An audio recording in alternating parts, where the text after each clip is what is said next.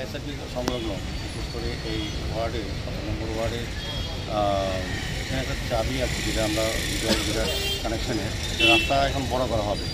সেই কারণে এটাকে ক্লিক করে আমরা সব হিন্দু ক্লাবের যে জায়গা আছে তাদেরকে অনুরোধ করেছিলাম। তারা রাজি হয়েছেন যে মানুষের কাজের জন্য তাদের ক্লাবের জায়গা তারা ব্যবহার করতে দিতে রাজি আছে মানুষের সাথে।